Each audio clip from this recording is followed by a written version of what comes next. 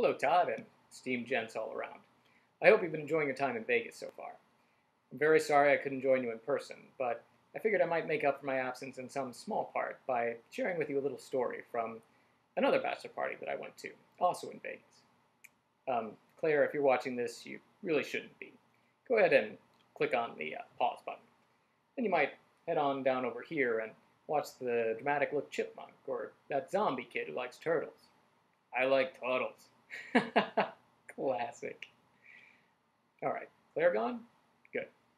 There's really not even anything in this story she can't hear. I'm just trying to maintain a modicum of Vegas and bachelor party protocol. Anyway, this bachelor party was for my friend Ken. We stayed at the Venetian for that, because Ken is classy, and he has a gambling problem. But all in all, a good time. So one night, we go down to this lounge in the casino, and we get bottle service, because some of the single guys are thinking that having a table will help with attracting the ladies. I think the thinking goes that ladies are up dancing, they get tired and want a place to sit down, and they'll come to us. A good idea in theory, but in practice, the whole room was full of tables with other guys sitting there thinking exactly the same thing, so it begins to feel a bit like you're all male elephant seals staking out your places on the rocks, trying to attract a female. But anyway, there are a couple of guys in our group who are especially eager about the whole seal hunting thing, and they spend the whole night psyching each other up to go and talk to various women who come into the bar, with no luck. But there are these two attractive women in the middle of the dance floor dancing with each other, a blonde and a brunette. And the two single guys are there, and they're watching them and talking about how hot they are and such. Finally, one of them gets up the guts to go and talk to them. And to our surprise, he actually succeeds in bringing them back to their table.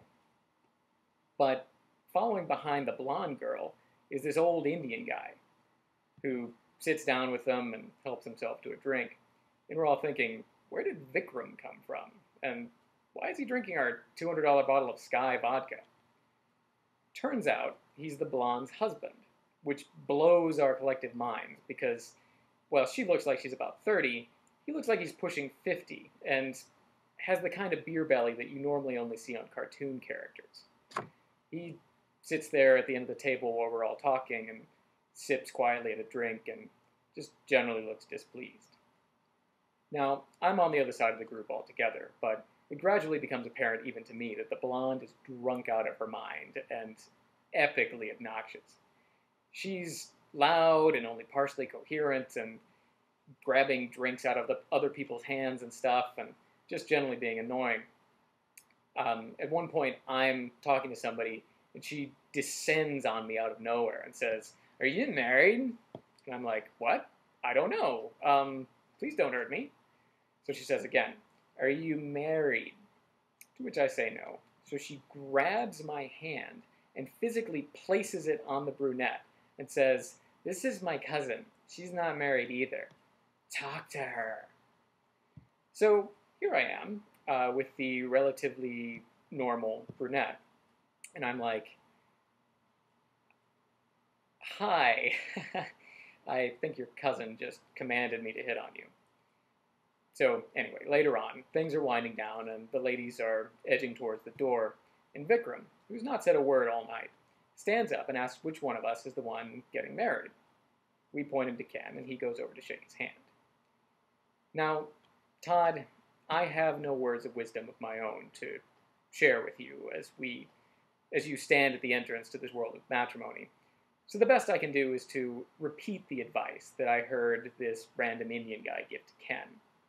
Remember, though, that as a trollish-looking middle-aged man, he seems to have done fairly well for himself in getting this hot blonde girl, so his words must carry some weight. So this guy leans over to Ken and says, "Congratulations. Don't fucking do it." Of course, the whole table explodes at this point, because this is literally the first thing we've heard him say all night. He goes on to say, "When I met her, she did not drink. She did not gamble."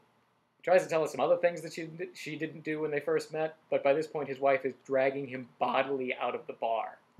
And we're all like, "No, come back. We want to party with that guy." Anyway, congratulations again, Todd. I don't think you have anything to worry about, as Tracy is a lovely, lovely person, a great catch, and much more pleasant to be around than that blonde girl. I wish you the best of all possible bachelor parties. Just remember, if you go to a strip club, it's the women who are supposed to take their clothes off and dance. You don't have to. Nor is it encouraged.